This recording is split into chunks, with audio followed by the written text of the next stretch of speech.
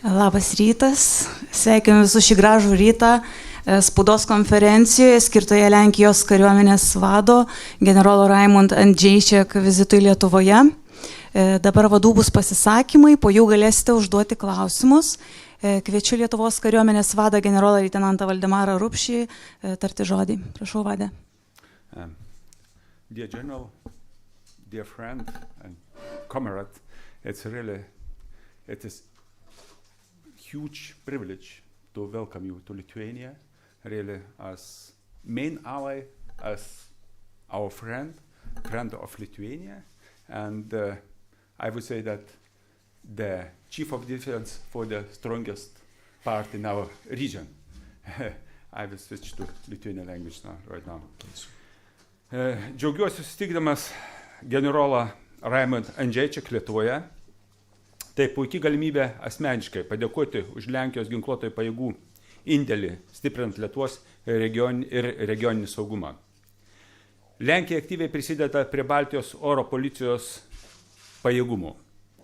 Šiuo metu jau 11 rotacija saugo regiono oro erdvę. Tai turėti omeny, kad 11 rotacija tai yra ypatingas skaičius lyginant su kitų valstybių indėliu į Baltijos oro gynybą. Lenkijos karinėms oro pajėgoms paankstinus savo naikintuvų rotaciją Šiauliuose išplėtėme mūsų kaip priimančios šalies išlaidų paketą taip pat. Ir visada būsime ne tik dėkingi, bet ir pasiruošę pagerinti karių vykdančių užduotis Lietuvoje tarnybos ir gyvenimo sąlygas. Esame tame pačiame regione NATO ir gynybos planuose. Dabar kaip tik kartu petin kartu su Lenkija ir dalyvavome šitų planų rengime. Baltijos jūros zona ir Suvalkų koridorius išlieka svarbus viso regiono ir alijanso saugumui. Iššūkiai, su kuriais susidurime, yra artimi, todėl nuolatinis keitimasis gerąją patirtimi, pajėgų priėmimo, infrastruktūros ir poligonų plėtros, oro erdvės gynybos, ginkluotės ir amunicijos įsigimo klausimais yra būtinas. Tai ne tik paspartina procesus, bet ir padeda priimti tikslius savalaikius sprendimus. Karys yra svarbiausia kariuomenės vertybė. Būtina investuoti ne tik į jo logistinę aprūpinimą, bet ir į kario kaip specialisto, kaip asmenybės augimą ir tobulėjimą. Ir šiandien aptarėme bendras pratybas karių rengimo patirtį. Mokymai skirti gerinti bendrų operacijų planavimą, vykdymą, sąveiką tarp NATO sąjungininkų. Nuolatos turime judėti pirmin, visomis prasmėmis, bendarbiavimo klausimais taip pat. Su Lenkijos kariuomenės vadu šiandien pasirašysime bendarbiavimo planą. Jame išrašyti prioritetai ir pagrindinės bendarbiavimo sritis. Atkreipiu dėmesį, kad su Lenkijos kariuomenės vadu pasirašysim šitą planą va šituose istoriniuose rūmuose, kur visos detalės mena apie mūsų šlovingą gražią praeitį. Praėjusių metų karo patirtis rodo, kad žvalgyba yra nematomas, bet privalomas įrankis šiuolaikiniame kare.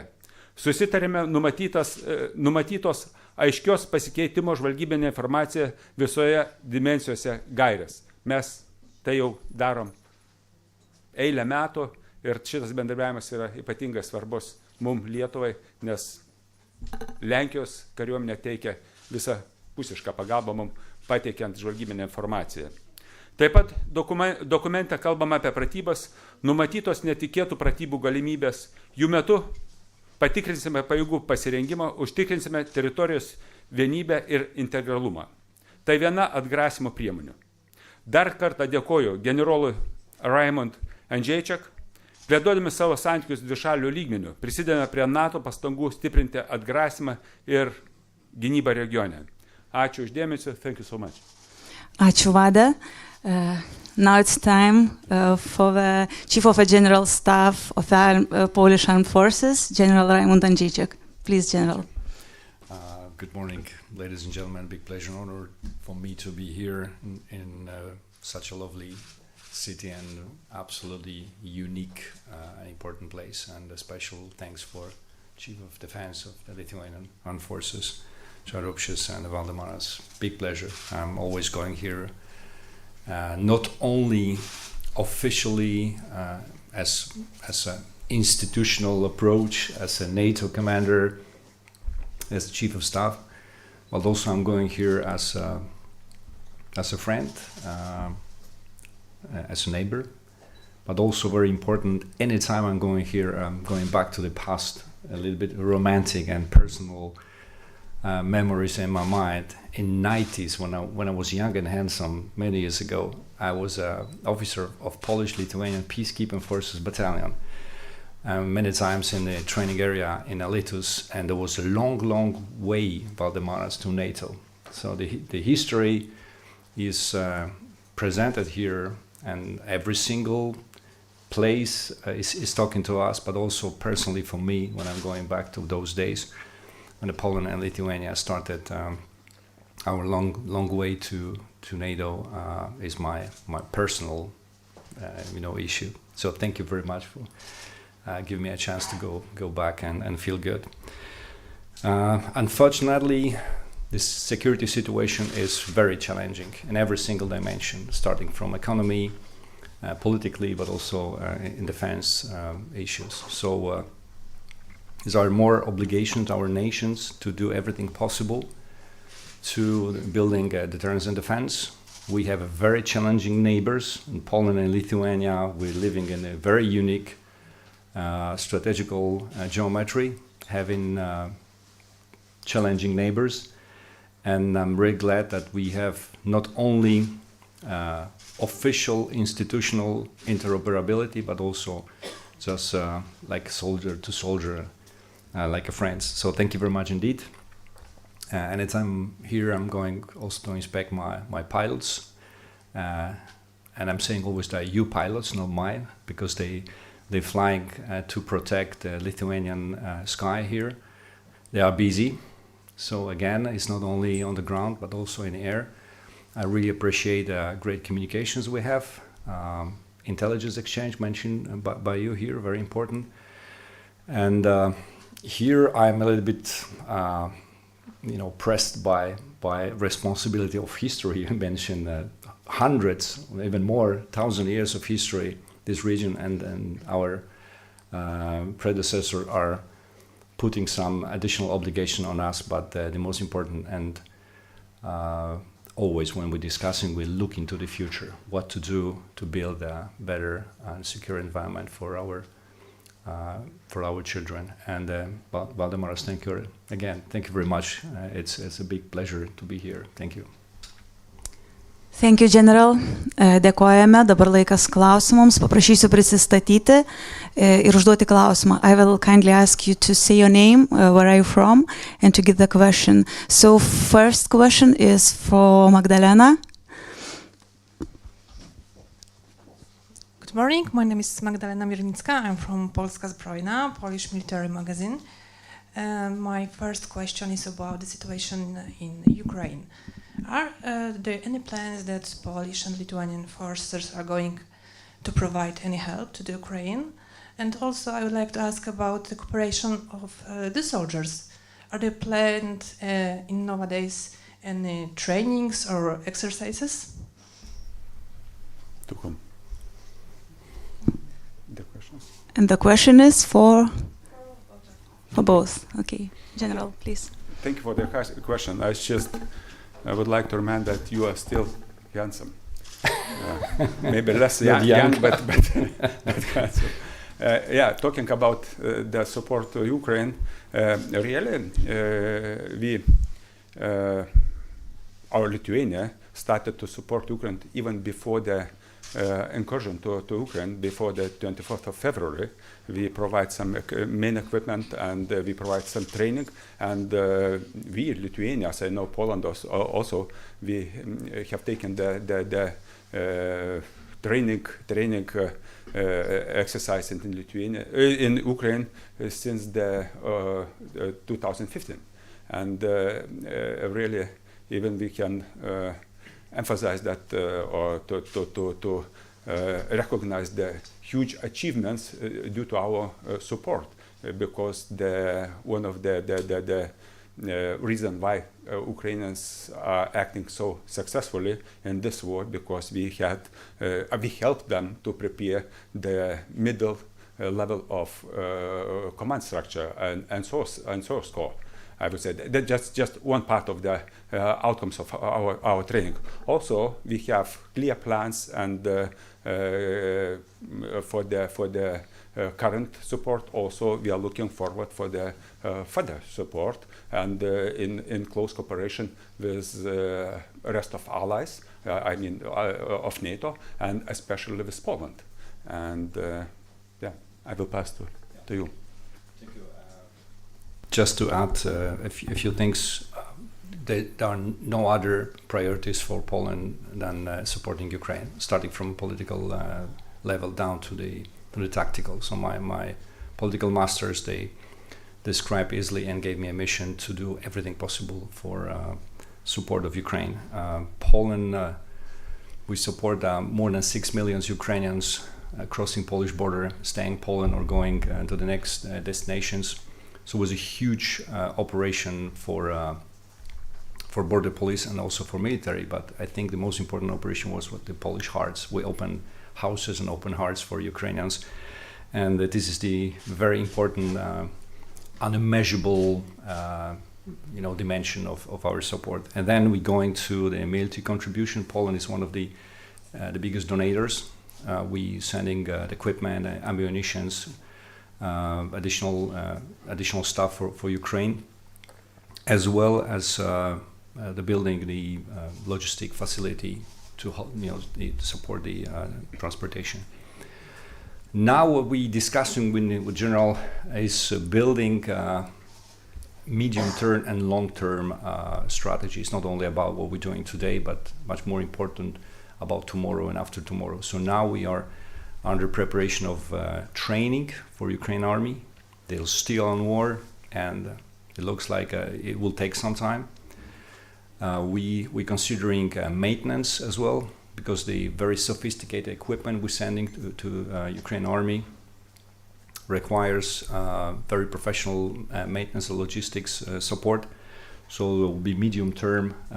Just a few days ago, one of the divisional headquarters in Poland was assigned to be a training center for Ukrainian army. But as well, we have a Polish, Lithuanian, Ukrainian brigade, which will be also engaged in a different levels of training. So definitely we have a lot of things to do. And as I said, there's no other priority. Everybody supports Ukrainian society, nation, and also Ukrainian army.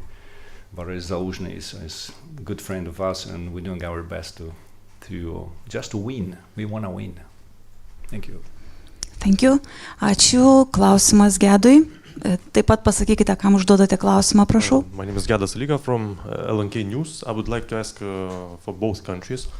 So as we know, Poland is significantly increasing funding for defense, and in Lithuania there is also a proposal to allocate not 2.5 but 3% of GDP next year. So what are your opinions, and maybe could you mention the specific capabilities of both armies that would be strengthened with additional funding maybe in the nearest future? Vade, prašau. Galit lietuviškai. Okay. Okay. Jūs procentuose nesuklydote, aš išgirdau 2%. Sekančiai. Ai, ok, tai čia buvom. Okay. Taip, mes, jeigu kalbamės apie visų pirma, mes turim stebėti grėsmės. Kokios grėsmės dabar yra, kokios artimoje perspektyvai, kokios vidutiniai perspektyvai ir ateityje. Ir aišku, turime atitinkamai modeliuoti savo pajėgumus ir savo planus sudaryti tokius, kad galėtumėm atgrasyti ir pasiruošti ginkluotai gynybai. Yra vienas neginčiamas dalykas, kurį mes jau šiandien sutarėm su Lenkijos kariuomenės vadu, kad laikas, reakcijos laikas yra kritinis dalykas ir laikas pasirengimui. Tikrai mes tikime pergalę Ukrainoje, mes viską darysim, kad ta pergalė būtų pasiekta ir padėsim, kaip anksčiau sakiau ir generolas sakė, bet kaip ten be pasibaigtų, kokia ta pergalė būtų, Rusija vis vien ji bus pajėgi atstatyti savo pajėgumus ir toliau grasinti. Tai čia be abejo vienareikšmiškai galim tai teikti. Todėl mums laiko laukti arba atidėlioti savo gynybinių pajėgumų vystymą nėra. Tos privilegijos mes neturim. Mes turim skubėti.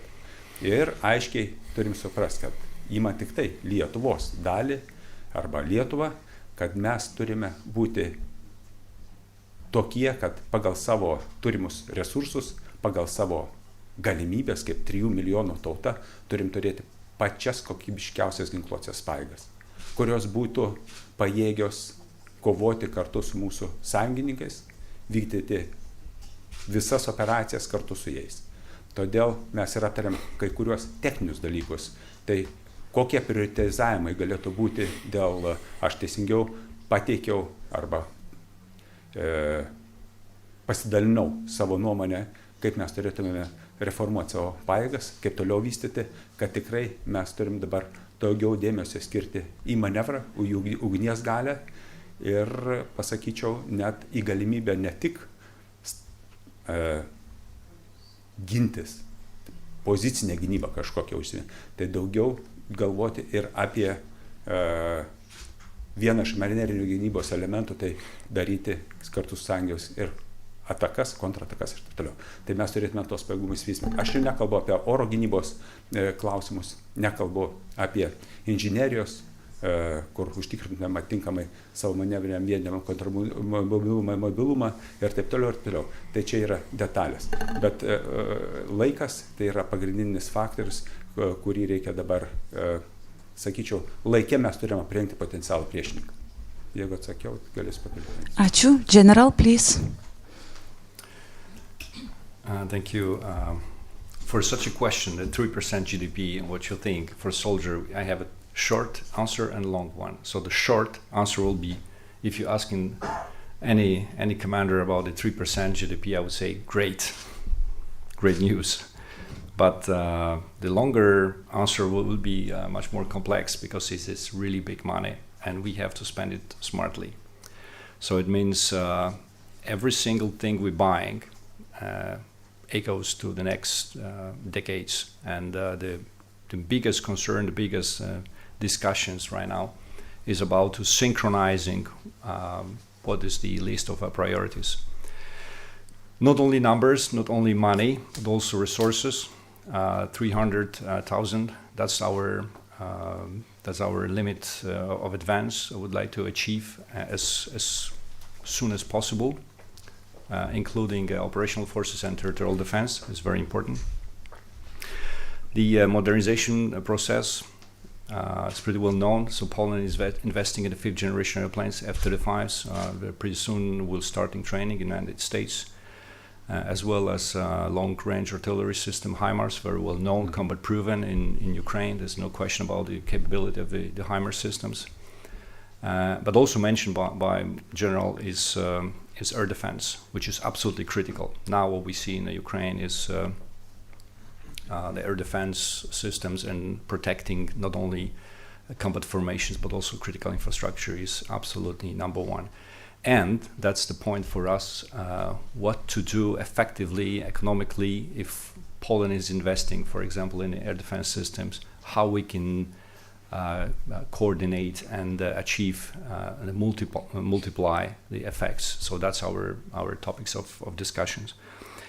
We're investing very much also in other programs like new models of service, the conscripts as well. So dynamically we're trying to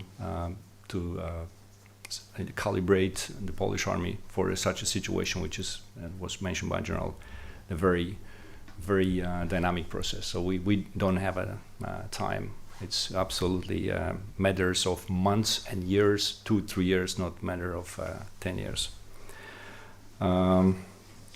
Also very much I would like to emphasize upon, because we're suffering everywhere, the effectiveness of production. So although you have money, it doesn't mean that you can buy immediately, because the production rhythm of military industry in the world is not so high. So we're investing in other markets, so going very much to Korea as well as a potential partner for modernization, tanks, combat platforms, artillery, and airplanes as well. And also I think we should not be focused only on today's issue, looking very much in the future, space, cyber, they getting more and more important, and so another great points of cooperation between Poland and Lithuania, how to build the sufficient system in the cyber and the space as well, investing from two directions and achieving much better solutions. So we have plenty of options on the table right now, and with this, one of the reasons that I'm here, we have a lot of topics for our bilateral cooperation. Thank you. Milena? Milena Andrukaitytė, Baltic News Service. Do you see possibilities to send more weaponry to Ukraine, or do you think that the national reserves should be refilled first? This is a good question and very complicated as well. So what I say, the keeping balance between sending equipment and keeping Ukrainian army fighting is, and then your national responsibility is the biggest dilemma. So it is not only about army; it's a nation approach to such a process. And what we're doing is trying to predict strategical vision, how much will be enough for Ukrainian army, and how much is too much.